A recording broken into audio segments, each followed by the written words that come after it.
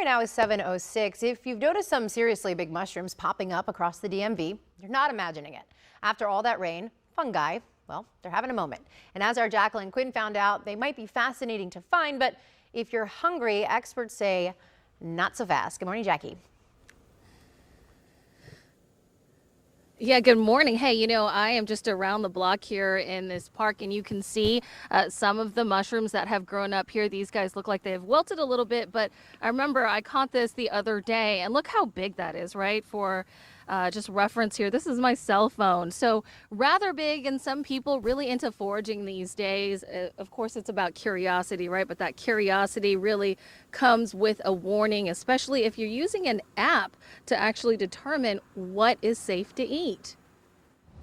After spotting these giant mushrooms around Northwest DC, they're big honking mushrooms, like big enough to be an umbrella for a human sometimes. I sent some pictures to April Thompson, a foraging instructor. Some look like outdoor furniture, but this big white mushroom, That particular mushroom is not lethal, but if you happen to eat it, you're not going to have a good time. that's the false parasol, also known as the sickener, and there's a reason experts are taking this seriously. The CDC recently reported 39 mushroom poisoning cases in Northern California. 4 people died and 3 had to have liver transplants. Well, we have a rule that is be 100% sure 100% of the time. That can take time. Mushrooms can look a lot alike, and a new study found even the best AI identification tool was wrong nearly 15% of the time. Yeah, that is extremely dangerous to rely exclusively on AI. While you have to be careful, Saranella Linares, program chair for the Mycological Association of Washington, D.C., says part of the fun is getting up close with fungi.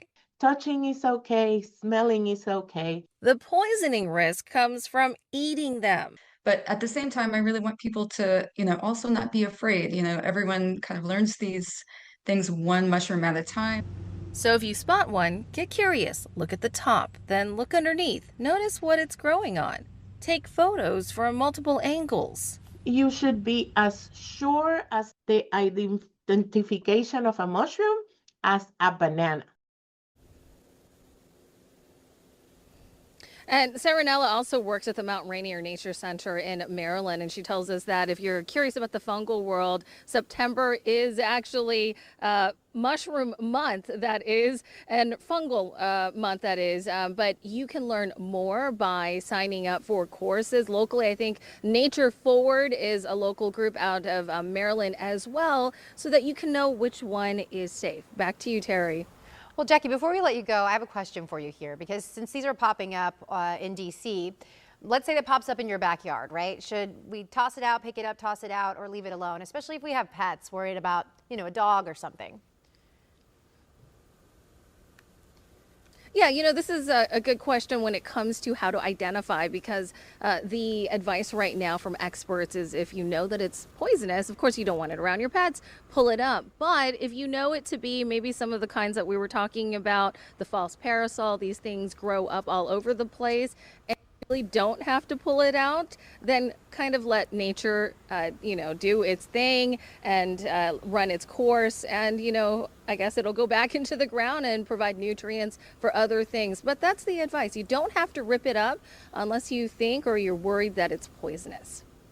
All right, Jackie, thank you so much. Very good advice there about the mushrooms we're seeing growing right here in the DMV.